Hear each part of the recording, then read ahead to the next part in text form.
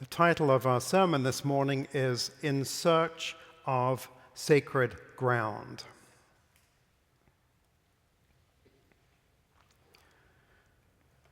We all need the experience of walking on sacred ground in order to feel alive, in order to stay spiritually awake, and in order to feel the presence of God. We need time spent on sacred ground to be reminded that our lives have a deeper purpose than the predictable, mundane, routine aspects of daily living. We need time spent on sacred ground so that we may feel the influence of heaven and the Lord, and so that we may be moved by spiritual virtues like courage and patience and perseverance, forgiveness, love, gratitude.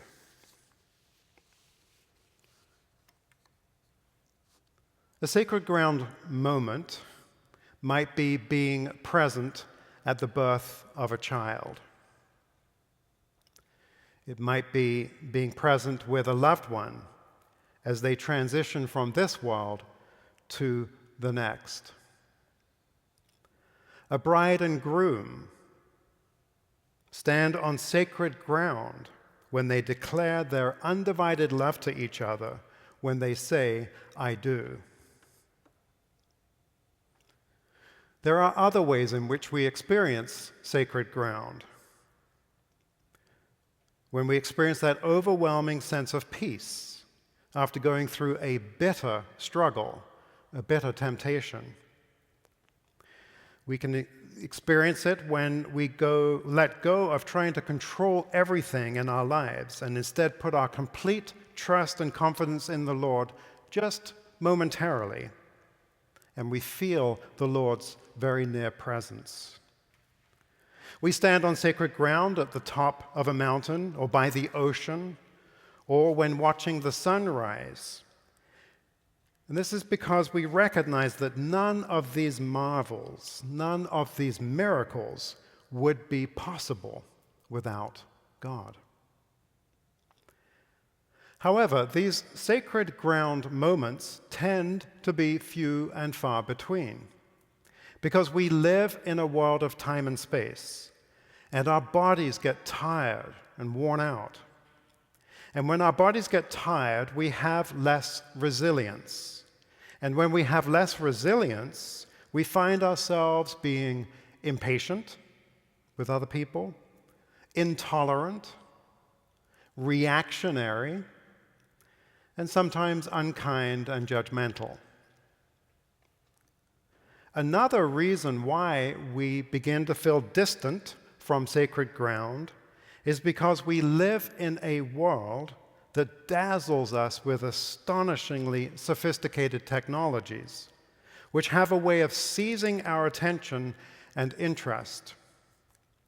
These dazzling technologies and modern-day conveniences are designed to make our lives, our natural lives, more and more comfortable, easy, and pain-free. And part of us might say, well, what's wrong with this? And one answer would be nothing. If you had the choice of traveling to a distant location on foot, or by horse, or by a train, or by plane, why not make use of the most efficient, comfortable, easiest, pain-free mode of transport? That said, technologies do change the way we perceive the world. Take our modern-day printing press, the internet, by way of example. We are a society that has become enamored by our technological capabilities, by our electronic screens, and our handheld devices. Again, the question could be asked, well, what's wrong with this?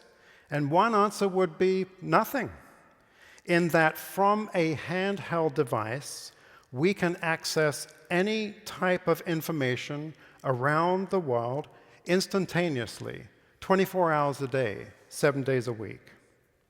We can also connect with other people all around the world in their hundreds, their thousands, their millions, instantaneously, 24 hours a day, 7 days a week. It is truly an amazing new frontier, or in the context of today's sermon, a new kind of ground that we find ourselves walking on.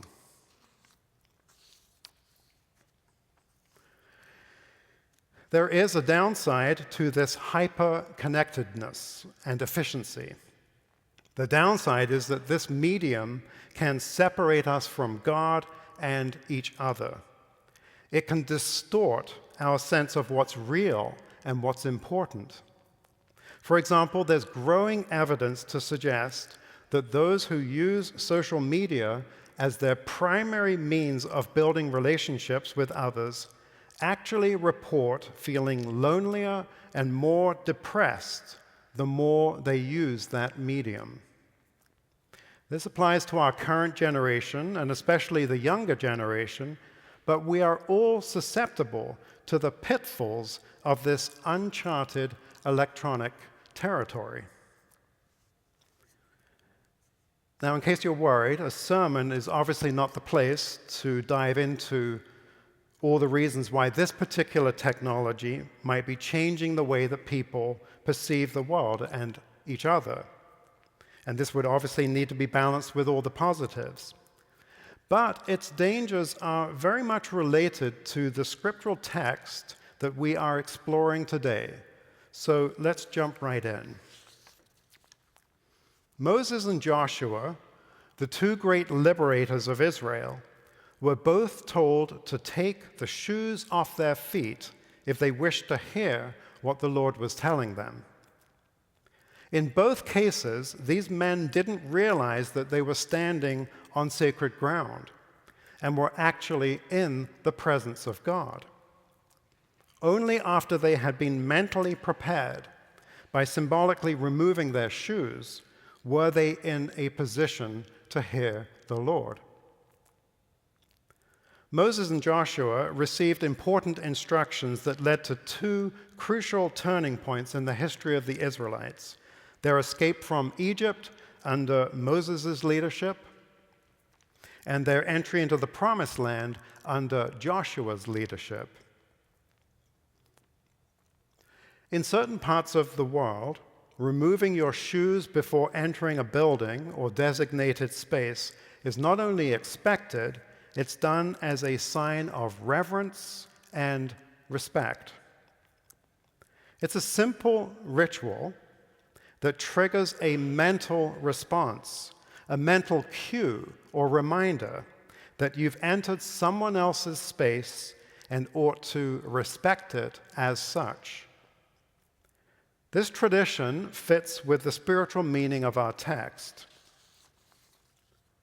We learned in our reading this morning that the feet correspond to the lowest part of our natural mind, and that the sandals or shoes which cover the feet, thus forming a barrier between the feet and the ground, correspond to, quote unquote, an even more natural and earthly part of the natural mind.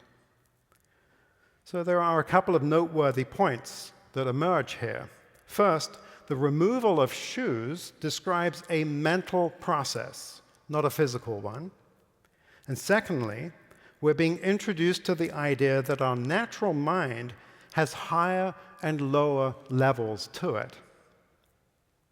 We might be tempted to think of the natural mind as being all one thing, but the teachings of our church use very precise language to describe the different levels of the natural mind and how they perform different functions.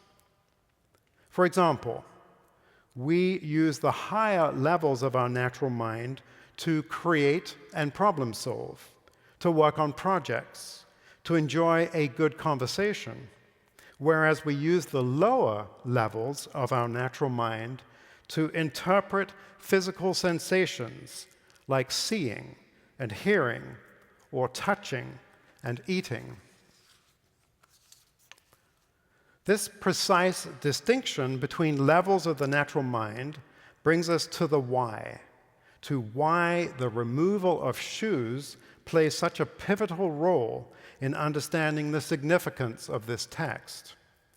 Again, we learned in our reading this morning that, quote, if those levels of the natural mind consist solely in bodily and earthly interests, the divine influences coming into the natural mind are reduced to nothing, since they are incompatible with what is there.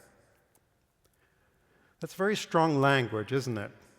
Reduced to nothing, incompatible. So what are these divine influences which the Lord wishes to share with us, which are nevertheless reduced to nothing if we don't become aware of and cast aside that which is blocking these influences? Well, these divine influences are spiritual qualities like courage, patience, perseverance, forgiveness, love, gratitude, all of the things that we so desperately need and which we pray to the Lord for. These divine influences are also deep states of mind like peace and order and wisdom and redemption, all of which our soul craves. And the point is this: none of these divine influences can reach down into the world that we are living in, that is, reach down into our conscious, natural mind, until two things happen. First, we, like Moses, must turn aside to see why the bush burns but is not consumed. And secondly, we need to symbolically remove our shoes, because this switch in mental processing helps us realize that we're actually always standing on sacred ground, and that we are therefore always in the presence of God. So let's go back to the world that we are living in right now. And I don't mean to pick on the internet, but it is a very powerful medium. And as marvelous as the internet is, it has no filter. So think about what our natural mind is supposed to do with that. This means that we can learn about every disorder, murder, crisis, argument, war, disease, famine, lawsuit, injustice, not just in this country, but in every country around the globe, and not just occasionally, but every day or even every hour, if we so choose. And the question is, what is the human mind meant to do with all this information?